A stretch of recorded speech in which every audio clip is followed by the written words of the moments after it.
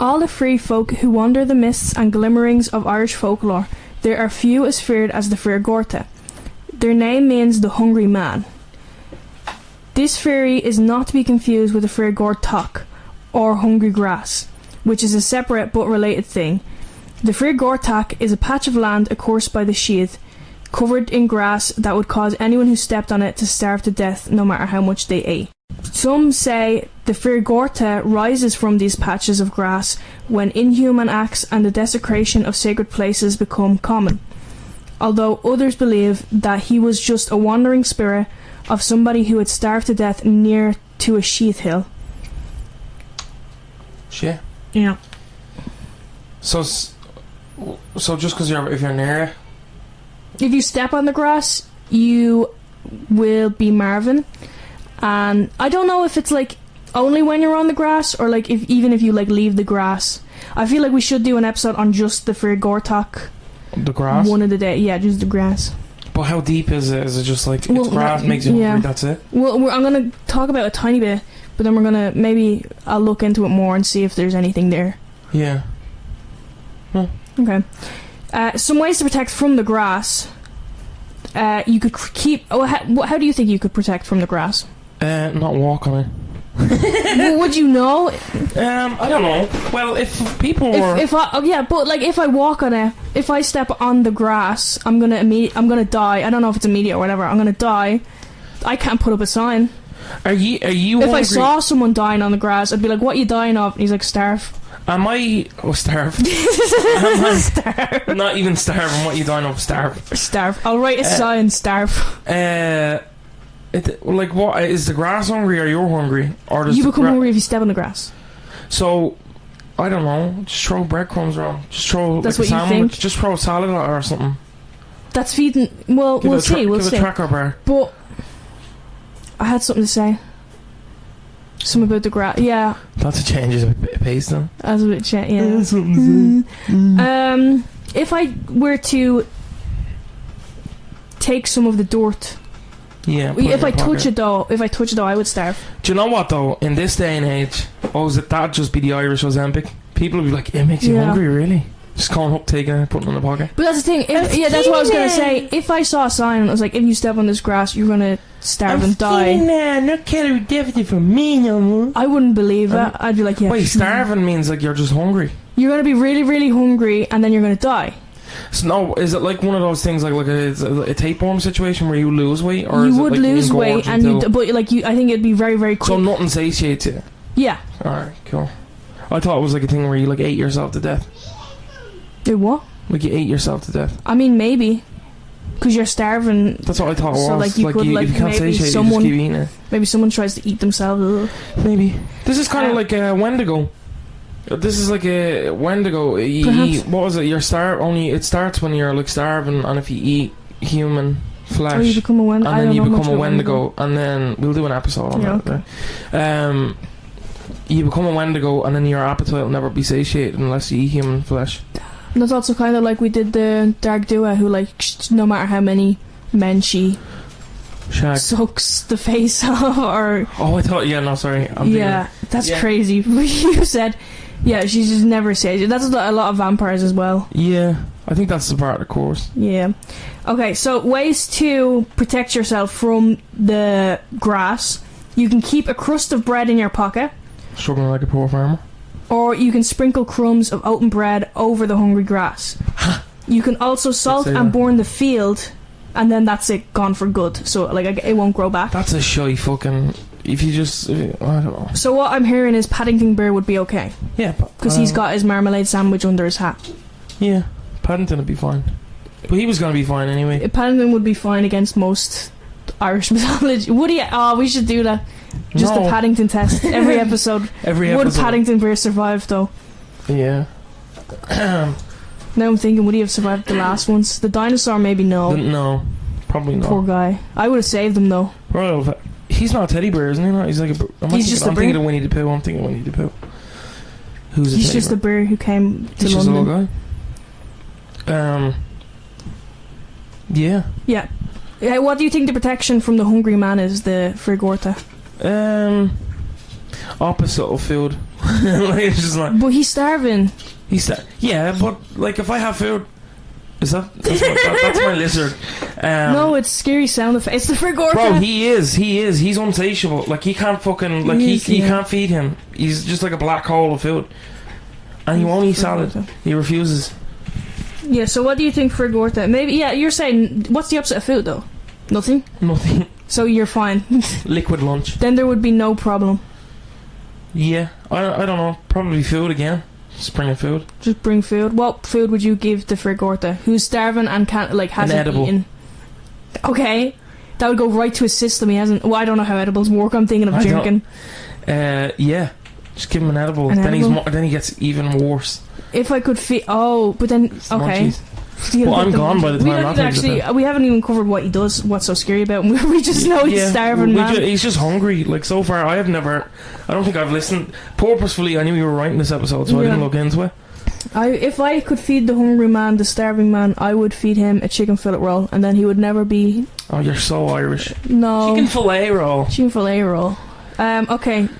The real protection from the hungry man is there is no protection from the hungry man. So why the fuck would you set it up so that there was? If one of these creatures came to your door asking for food, you'd have to give it to him. You gotta do it. And you might know. I'm not. If someone knocks on my door and I was like, "Oh, have you got food?" I'm probably not gonna be like, "No." Yeah, you have to give it to him. His appearance, he has like a greenish hue to his skin. He has a begging bowl. No, sorry, I'm thinking of, the episode of Mr. Burns as the alien. Oh, the eyes. That actually terrified me as a kid. That was scary. That was the X-Files crossover. He would have a begging bowl which would fall from his fingers because he was too weak to lift it, and he'd be dressed in rags with long, dirty fingernails. Okay. Well, long fingers and dirty nails. Salad fingers. He was very feared, but if you fed him, he would be generous. So there is kind of a way to protect from him. So yeah, so he would be generous to you if you fed him. Bro, that's just like me. But if you mocked him or attacked him, bad things would happen. He would retaliate without mercy. Who the fuck is attacking him? Little skinny chap. Yeah, but I don't know. People are you bros. Problematic. Take 15 of us. Coursing antagonists with bad luck and hunger to the end of their days. So if you were like, no, give us some food, no, you would starve. Nowadays it'd be like you get a smack of an e-scooter and be like, what the fuck are you doing to me, right? Me and me 15 fucking fellas are gonna jump you. E-scooters piss me off, bro. And do you know what? They're great. They're great crack. E-scooters? No, I've never. I think I don't know. Kings have been made into paupers and beggars into princes at his hand. So that's how powerful he is. Attila's been a real problem right now.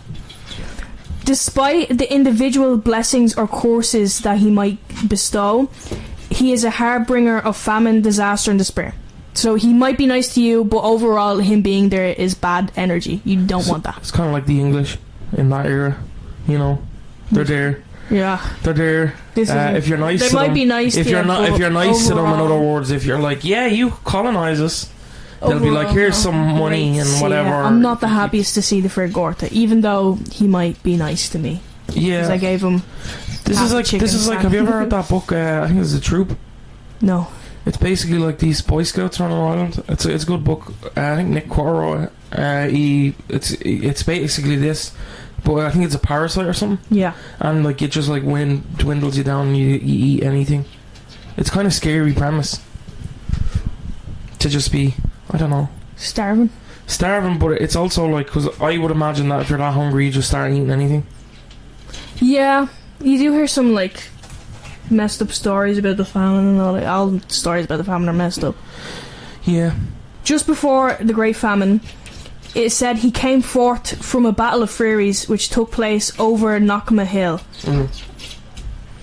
The Fir Gorta is a zombie-like creature from Irish mythology.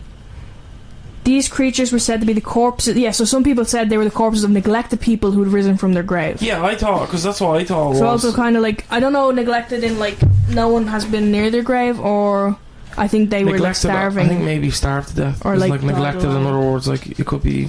Yeah, I kind of imagine it as like multiple... there's not like one singular for Gorta. Yeah, I thought it was like a troop. Like, I imagine, you know, the statues like you could they have become for a the famine? Gorta. Like the famine Yeah, statues, that's actually what I imagine, those ones that they have. That's what I imagine it being. Because I always thought it was just famine victims. Victims of famine or something. Unlike zombies, they wouldn't feast on the flesh of those who crossed their paths.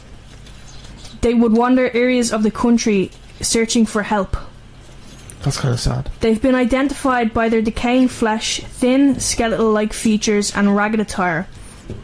They were said to seek anything that might help satisfy their hunger. Yeah, this is what I was saying, like, they just eat whatever. One of the big, like, beliefs behind the Fir Gorta is that they were a metaphor for the Irish potato famine. Yeah. The famine lasted from 1845 to 1852 and is usually cited as the darkest period in Irish history. Yeah, I think we're still recovering from that, though, aren't we? Technically, on a technicality. Because we had our population. Yeah, no, it was huge, and then that like made it a major hit. That like we're like a quarter of what, and we're still recovering. The famine resulted in about 1 million deaths from starvation and malnutrition. And that's only the documented ones, because some of them weren't documented. Yeah. A lot of them, the majority weren't documented. They were actually reckoning about... There was one chap said about 4 or 5 million. Due to the huge death numbers, there are lots of mass famine graves in Ireland, many of which are unmarked. Yeah. Many of these mass burial sites fail to receive a proper blessing from a priest. It is said that the Fir Gorta are the bodies of those who have awoken from these unblessed graves, wandering the land trying to satisfy their hunger. Yeah. A lot of the Fir Gorta, it's very like... I find it very sad and very like... It is a sad yoke. Even just explaining like, oh yeah, there's a starving man who like asks for food. He's just looking for food. Yeah, it's... And he's kind of coerced to wander because he's trotted on a piece of land that he didn't know any better with. Part of me wonders if the Fir Gorta, right, if it's two separate entities, but this like you're saying is the group that were kind of buried from the famine. If their spirits are kind of like lumped in with it because they're like, this is what it's most like. Do you know what I mean? Like maybe that's this group of people are actually just wandering spirits, you know, that died in pain and hungry and, you know, cold, and they're wandering, and the next thing they can kind of relate them to is the Fir Gorta. So they're kind of like in a sad way, they became the Fir Gorta, and then in the afterlife, like, they're kind of frozen images. So Fir Gorta are skeletal creatures, skin and bone, dressed in rags hanging off their frail bodies. They're so frail that their long thin arms struggle to carry the cup of alms they bring around the lands with them. Their bodies are so decomposed they have no flesh on their cheeks, and the remains of their greyish green skin are so rotted that it falls off their bone as they wander the lands. Though they look like zombies, they are in fact fairy creatures and are said to bless those that help them with good fortune. If you're selfish enough to ignore the pleas of the Fir Gorta, you will be cursed with poor fortune, famine and eternal hunger. Despite their frail appearance, the Fir Gorta can be strong if provoked and quick to attack if they are angered. They are usually said to wander rural areas of Ireland, mainly like vacant hillsides. A person should give them food or money a person should give them food or money to buy food if they want to please them. If I was starving and someone handed me money, unless if you didn't have any no, but it's somewhat like a homeless person. No, yeah, but I'm saying, like, if you were starving and you're like literally, I need food, like, right now, and they have food or they have money, and you were given money, like, but I assume the money is I assume the money is if you don't have the food at the minute. Well, I don't know. The famine has many names: the Irish Grey Hunger, the Grey Famine, the Irish Potato Famine. But it doesn't really matter which you use because they're all very simplistic, and they don't outline the despaired death and devastation that Ireland had to endure for almost a decade at the hands of British tyranny. Class discrimination, religious intolerance, slave labour, deliberate starvation and forced exile, all under the dark skies of harsh winter after harsh winter. Penal laws introduced under British rule meant that parliamentary representatives were primarily British nationals and their male descendants who had been granted landed estates in Ireland. Catholics who had property was confiscated off of the... Yeah, they'd have property kind of taken off them. Yeah, I'm just like, am I even making sense? Yeah, no, it's fine. And they were forbidden from owning or leasing land or even voting. Yeah. Penal law was largely repealed before 1830. However, the wheels of law, justice and reform grind slowly.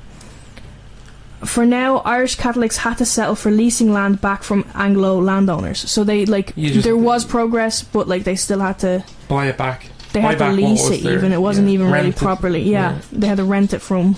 Rent your own land. It's a lot of similar shit that kind of happened with the Native Americans and stuff. The potato was only introduced to Ireland in the 18th century, but soon became a food staple due to it being hardy enough to survive Irish weather, and it was a cheap product that went far. And it was a cheap product that was it stretched far, and it was like, boil them, mash them, stick them in a stew. Potato crops became infested with an airborne fungus called Phytophthora. The blight, isn't it? Infestans. What? That's basically like that was the kind of colour. Say it again.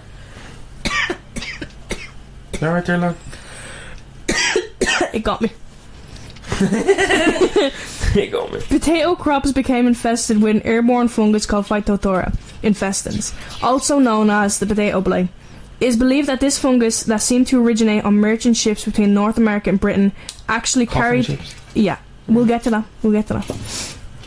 Actually carried on the wind across the Irish Sea and began destroying the potato crops of Dublin and the surrounding counties before it became a countrywide disaster. Yeah.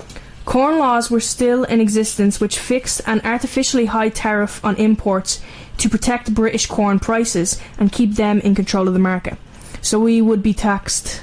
Yeah. And we'd have, A petition was put forward for Queen Victoria to repeal the high tax, which did happen, but it was way after, so it was far too late.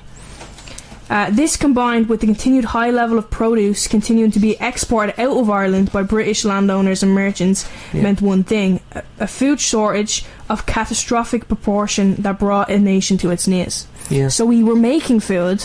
Yeah, well, just wasn't for us. A lot of people kind of. Yeah, they're like, you only had potatoes. You only have potatoes. No, we're revered for like our cattle, our sheep. There's like an old story from like the Romans when they first came here to kind of trade. They were like fascinated with our cows and stuff because of how big they were and plump. Yeah. They like paid like top prices to bring it home, and then it dwindled because our grass is like vitamin rich. And even like the animals suffered over the famine as well. Yeah, like, because we had to encroach and then slaughter more and stuff. So.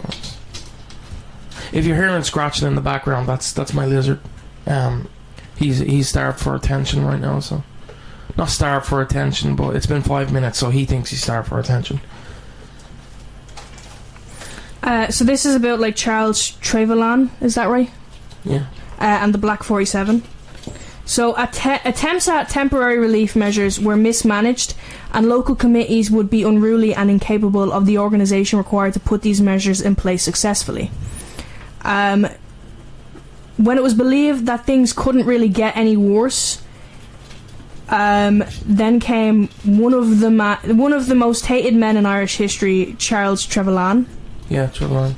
Trevelyan was an autocratic numbers and red tape man, a civil servant with no compassion, empathy or connection to the Irish people he was tasked to assist. His methods... I actually kind of went a little crazy this week. His methods at creating employment, bringing food to the table and restarting the Irish economy were drawn out, complicated and ultimately a complete failure. Trevelyan and the British government had been operating on the principle that the blight would be short-lived and nature would run its course. The first year of the potato blight and food shortages was dire, but the Irish kept going with a small import of corn, selling off the little livestock they had and borrowing money from loan sharks. This was the beginning of the horror at the hands of Charles Trevelyan. Yeah, he's a prick. Like his most iconic quote, literally, and I was just thinking of this, he literally blames. Yeah, basically. Like the judgment of God sent the calamity to teach the Irish a lesson is one of his quotes. This is the one who was sent to help us. The real evil is not the physical evil of the famine. You know, it's not really people dying. Yeah.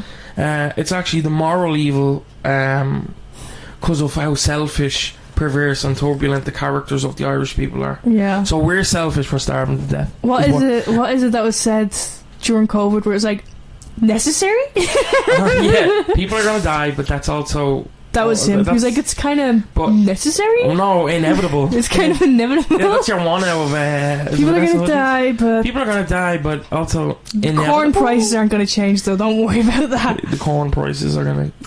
British Prime Minister Robert Peel had been supplying Ireland with corn imports. However, following his resignation in 1846, Trevelyan took complete control and cut off Ireland from further imports, as he didn't want the Irish relying on British support. Yeah. Oh. Well, you know, the Irish wouldn't need English support if you weren't so fucking heavy in colonising us. Instead of sending food when social systems and infrastructure failed, Trevelyan sent soldiers to try and instill order. To this day, even in history books, you're taught like English kind of colonisation was only a part of what caused the famine, and you're like, no, I'd say it's majority of what caused it. And also the imports, if they were more careful with the importation of the potato blight. Yeah, because it was on. They sent us. There's theories that they sent us fucked up potatoes on. Yeah. Like on kind of on purpose. Listen, I don't have that against the English people. Your government, though, scumbags. When one of the most brutal winters hit Ireland, Trevelyan forced 500,000 Irish out into the blizzards to build roads. Men, women, children, barely clothed, starving, freezing, many would drop dead where they stood. 1847 became known as Black 47, the worst year of the Great Hunger. The population was emaciated. The population was emaciated, still desperately trying to work on Trevelyan's enterprises for almost no wages or food. Yeah. Children went without any sustenance at all, as the parents needed to eat in order to work. So what would happen? But even at the time as well, what would happen is, and I know we're going off topic. It seems like we're going off topic. It'll come back around. And it is very important with the Fir Gorta. You have to like kind of highlight it. You have to look at that part of history, and especially Irish history. It's such an important and kind of integral part of it. Of the suffering. But at the time, a lot of people opted rather than take money, would take food, because like that you needed food to work. And also their children were starving to death, but at the same time you couldn't pay your housing. Yeah. And at the time, it was all owned taxes. By the British. At the time you were leasing it, and then there was extra taxes added. So there was window taxes added. There was all these different dumb taxes, like you get taxed X amount for having the amount of windows and stuff you have. So a lot of houses would board up the windows, and that would cause vitamin D deficiency in the children who couldn't leave the house because it's freezing, they've no clothes. They'd also, if you couldn't pay your tax, they'd cave the roof in on top of you. They'd get boulders and stuff and set fires and stuff. They'd set fire to it, and then they'd turn your property into pig farms. So not great. Not great, but only partly our fault is the point. Not major. That's a chance at the door. Disease ravished the land, most dying from diseases such as typhus, dysentery and black fever rather than the malnutrition. Yeah, well, I think it's rare for people to die just because of that. It's the disease that malnutrition because they get sick, and then because they are... Yeah, your immune system, you need to be well built. Yeah, they wouldn't be able to fight it. Yeah. The Irish people could not afford to eat. The money wasn't there, and they were dying due to the incompetence and indifference of the British government. Finally, all of Trevelyan's projects were shut down, and soup kitchens and charity were introduced, but too slowly and on too small a scale. 1847 saw the third potato harvest failure. So next we're going to go on to evictions, coffin ships and workhouses. Yeah. As time went on, the landowners wanted their land back so they could grow their own crops and graze cattle. Their tenants were unfit for work, unable to grow their own potatoes, and hadn't paid rent in years. As if starvation, slave labour and disease weren't enough, tenants began to be evicted from their homes. So like what you were talking about. Yeah. Evicted air quote. Hello. Chance is making his presence known. Sorry, he's coming in.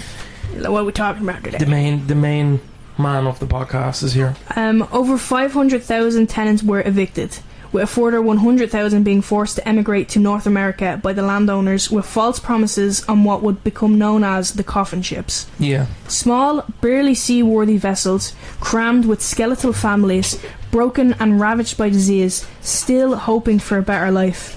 Many would die on board, their rotting corpses a stark warning of what may come to those watching and breathing in the stench of death. Others would die in makeshift hospitals on arrival. Yeah. They were not welcomed and were received with hostility and fear from the largely Puritan communities of Canada and North America. Yeah. So like you could survive the horrible trip on the ocean, starving and like with rats and all like at your feet, and then immediately when you get there you die. It's also, even when you get over there, you're met with such like kind of... Yeah, they were very hostile. Yeah, hostile and stuff. That's a big thing, you know. Signs used to be up, no blacks, no Irish. No blacks, no dogs, no dogs, Irish. Yeah. And you know, America, I think, likes to, you know, claim the Irish. Yeah, the Irish heritage. But at the time, the American people were not accepting of the Irish. We worked docks. We used to make money scrapping. They used to make us scrap and stuff for money. You know, the jobs that we got were the worst of the worst, and you know it still happens today. Migrants and stuff are given the low end of the stick. But then, you know, as the Irish kind of pulled in, the Catholic kind of kicked into them. We spread like rabbits, and now the Irish are their so-called, you know, are actually the poor who, you know, had to work their way to the top. Well, to the top, air quote, to a livable situation. But yeah. Yeah. Back in Ireland, Trevelyan fought to save his career by making all Irish landowners the scapegoats for the years of horror he inflicted on the Irish people. Yeah. The penalties imposed upon them left them bankrupt, and the common man had no wages. So everyone's broke now. Yeah. The shops were filled with food at this stage. However, no one could afford to buy them. Yeah. So Ireland was in complete financial ruin. The poor law was brought into play. However, claimants had to rescind any bit of land or asset they held over a quarter acre and enter the workhouse in order to receive aid. So you'd have to give up everything and go to a workhouse, which wasn't... And the workhouses weren't great, you know, disease not and stuff. Great. Workhouses were already crammed tight with widows and children who, if Trevelyan had his way, would be out on the streets to make way for those fit to work. Yeah, that was his big thing as well, is you're greedy if you're not able to work. Yeah. But it's a lot of the case they were willing to work, it's just physically you can't.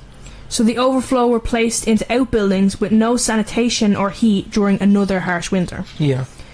Soon even these were full, and entire families desperate for a roof and a crumb were forced to live in makeshift camps anywhere they could find. Before long, the workhouses and unions were riddled with debt. Sorry, that sounded like death. I just realised I said it weird. Yeah, debt is always... And unable to keep up with the supply and demand. As a result, no further aid from Britain was forthcoming due to non-payment of taxes. So Britain was like, can't help you anymore, as if they did. Instead of sending help, the British government sent more and more soldiers to control the masses. Whispers of rebellion were rife through the evolution of the young Irelanders who sought to fight back against repression. However, the British put every effort into suppressing their efforts with new laws of internment and exile to Botany Bay, as well as the introduction of spies in every major city. So the cities were living in fear and struggling to keep food on the table, and rural Ireland was a ghost nation. Houses abandoned, families gone, fields empty. It still is kind of... It is still kind of like that. Yeah, you can still see that. We're still flocked around cities. The workhouses were rife with disease, residents living and sleeping in their own filth, no segregation, everyone pushed in together. And pests. And the violent, the mentally ill and the infirm together with families and small infants. Food minimal, All were in rags, haunted, hollow, sunken eyes, searching for a glimmer of hope long gone through ravaged features. Yeah. And now back to the Fir Gorta. Fine, we're going back. Yeah.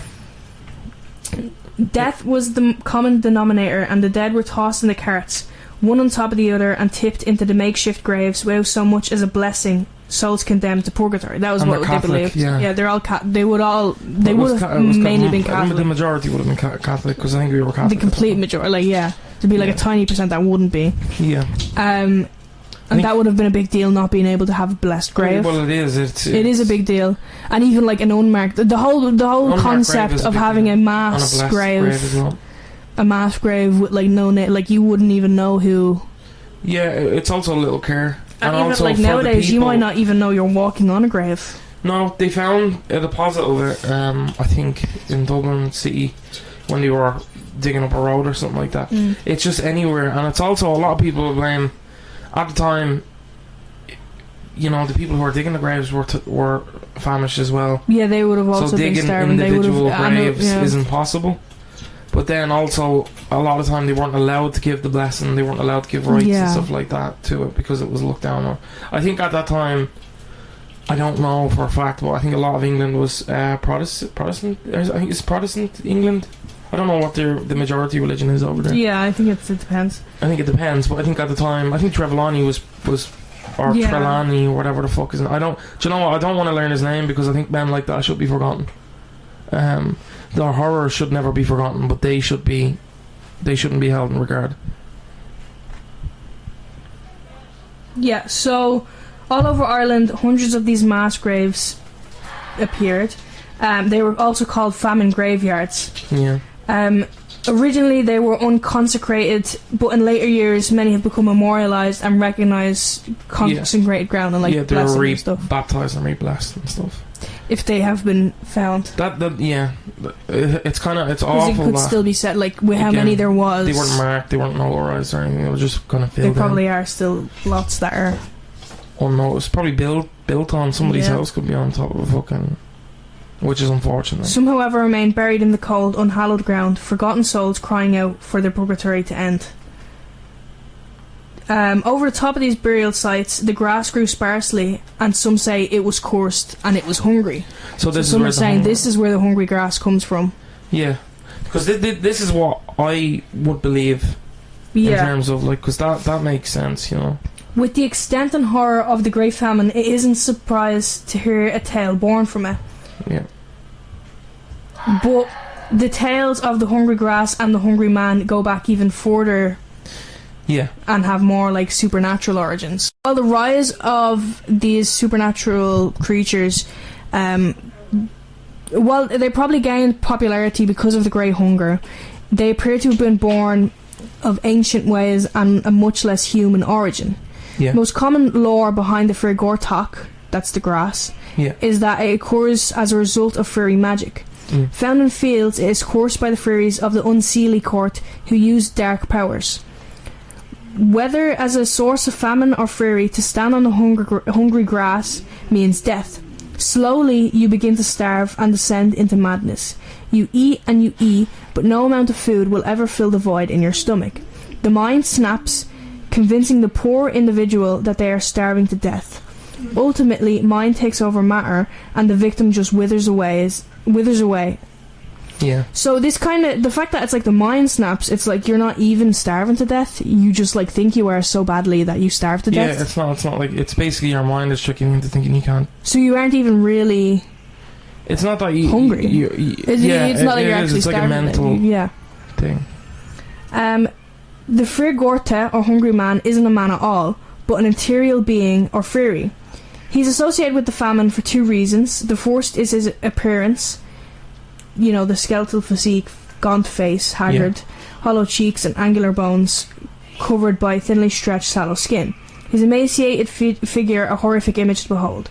His clothing is nothing but tatters and rags, and to all intents and purposes he has the look of the walking dead. The second is that he is known to appear during times of hardship and famine. The Fir Gorta can be malevolent or benevolent. Malevolent or benevolent, depending on his mood and the welcome he receives. Yeah. So we've already kind of been through all this. We're just going over again. He is known to call house to house begging, and if he is treated kindly, he has the ability to bestow good blessings and wealth on those he deems worthy. Of course, those who are unkind will feel his wrath and suffer abject poverty, famine, and ultimately death. Yeah, so well, everyone will. Yeah, so I think what is suggested even in Irish culture, I think from that is that the famine probably was a course from the Fair Gorta, or even as we were saying earlier in the kind of podcast, he's against the kind of, what's the word, ruining of the desecration of sacred and stuff. Could that have been, he saw the desecration of, colonization and stuff like that, and it kind of sparked it. Yeah. You never know, but that's just kind of like my 2 cents on what it could be. And then it kind of went down the line, and it ended up creating more. Yeah. There are accounts of fairy magic being used to keep humans away from sites of importance to the fairy realm. Free forts and patches of the fair Gortach, the grass, are believed to be traps that activate in the event of tampering, whether deliberate destruction or the accidental crossing of either supernatural creation. So again, like the desecration of... Yeah, it's very kind of... Perhaps the very act of defiling the dead of the Grey Hunger with mass burials was enough to trigger the curse on sacred fairyland. Did this in turn cause... This might have caused the lost souls of the famine to become predatory, seeking to drag the living into their hell. So this is saying, like... Yeah. They became the Fair Gortach. Yeah. The Fair Gorta is a fairy. He is solitary and he has no master. There is no protection from his power. Decimation and despair will awaken him, and his withered skeletal figure will unfurl and point to his next prey. So much of the tragedy of Ireland holds hands with pagan ways, superstition, and the supernatural, even in Christian times. Yeah. The Grey Hunger was the worst horror imaginable, so it is little wonder the lore that arose was equally horrific. May these inhuman acts remain in the past, the victims find everlasting peace, and the hunger of the Fair Gorta and Fair Gortach be satiated. Yeah, it is a very heavy... It's a very heavy topic. Heavy.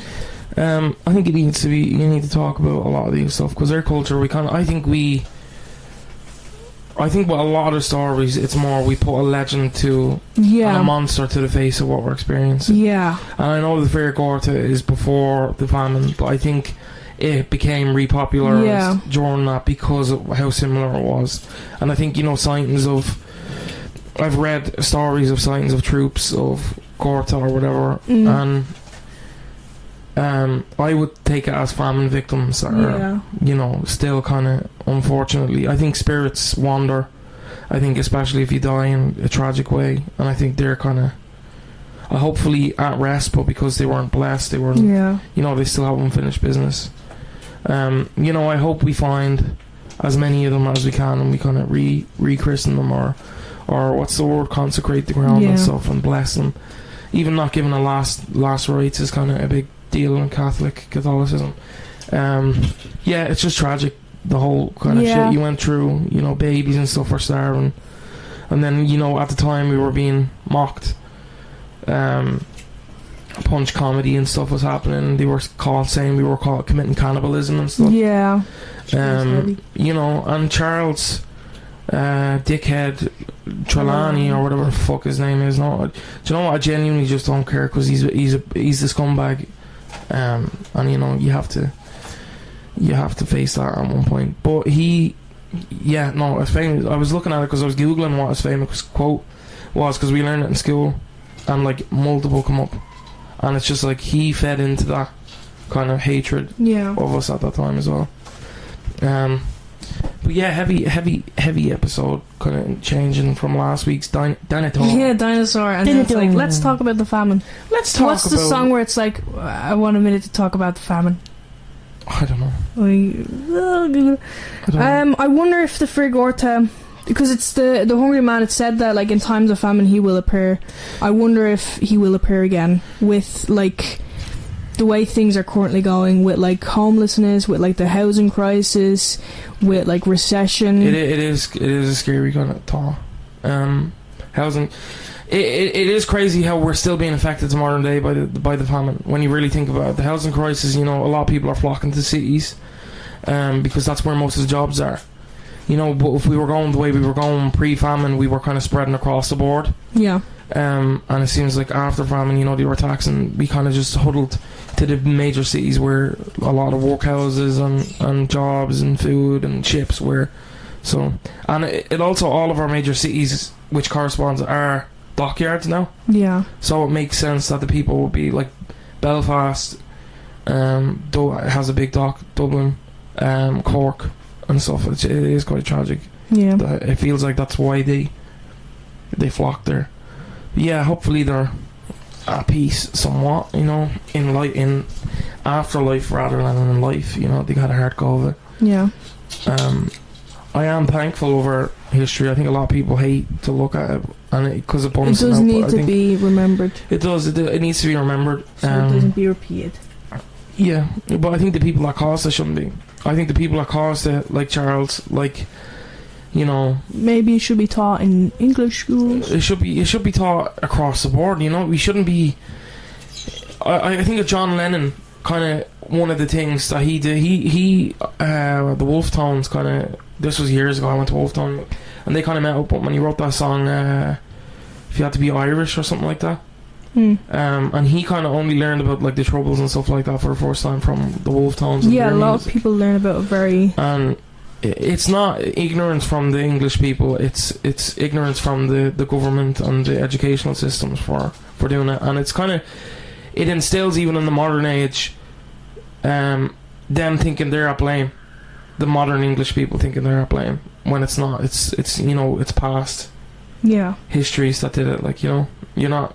But by being ignorant to it and not being taught about it, a lot of time people become hateful and can become confused and kind of, you know, you still see online. Yeah. Or if an Irish person just posts be that like and you ignorant. get English flags, England better and stuff like that. It's like, it's never really a question of which country is better. I think we could stand in prosperity if we just accepted that. Yeah, you do. Shit went down in the past. You see a lot of people like not really understanding the brevity of it. Like I saw, it was like a costume party. Yeah. It was like, oh, dress up as your favourite historical event, and someone went as the Irish famine. Yeah. And they dressed as a potato. It's like and everyone was like, what? And it is a lack of understanding. People think famine, you know, in third world countries. Jake Paul or Logan terrible. Paul. It's terrible. What? Remember, Jake Paul or Logan Paul was like, oh, the potato, they didn't have any potatoes. Yeah, and that's what a lot of people think it is. It's just, oh, you didn't have any potatoes, oh, boo-hoo. It's not. It's just that was our staple. Yeah. Because we didn't have... It was a staple out of necessity. Corn. It was out of necessity because everything else was more expensive and harder to... Took more water and stuff like that, but I don't know. I believe in the Fair Gorta. I believe that the Fair Gorta kind of was one kind of like fairy seed kind of. I think I read that was the Celtic god of hunger, as well. Maybe I read. So I think maybe that's kind of like he's the harbinger of it. But ultimately, I think there is spirits that are kind of labeled as Fair Gorta that are famine victims and stuff like that, and that's the, you know, the gaunt kind of. Sometimes they're seen as decaying. I think could just be disease. You know, the Black Plague wasn't. I think it was before. The Black Plague was the 1600s, wasn't it? So this is 1700s, yeah, 1800s. Sure. So, you know, we got back to back shafted. There was sicknesses, Spanish flu and stuff like that. But you know, I don't know. So yeah, I think that's all we have for you today. Yeah. What do you think about the Fair Gorta? Do you buy it, or do you think it's just a misinterpretation? Well, I'm not really sure. I haven't. Yeah, I've mainly just like the possible symbolism and like its connection to the famine. I think the Irish kind of use storytelling as a way to rationalise it to our culture. So we make up these kind of like monsters and stuff like that to give an image to what we're experiencing. So, you know, even with Banshee and stuff like that, even though I do believe Banshee is a spirit, but she is kind of like an omen of a person passing, and sometimes that can be hard to rationalise, so we kind of put a face on it. But yeah, thanks for listening. Remember to follow us on all our social media accounts. We're close to 1,000 on TikTok. I don't know, TikTok right now is kind of like where we post the most. Yeah. We will focus on other socials in the future. thanks so much for listening. Please do leave a rate and follow us on wherever you get your podcasts. We appreciate it. I've been Dylan. I've been Melissa. For some reason, every week we do that, I think I fucked it up, because one week I did fuck it up. Yeah, you keep thinking you're going to say it. I keep thinking I'm Melissa, because I hear you say I'm Melissa after I say it, like in the headset. I was wrong. Yeah, so yeah, thanks so much for listening. We'll catch you in the next one.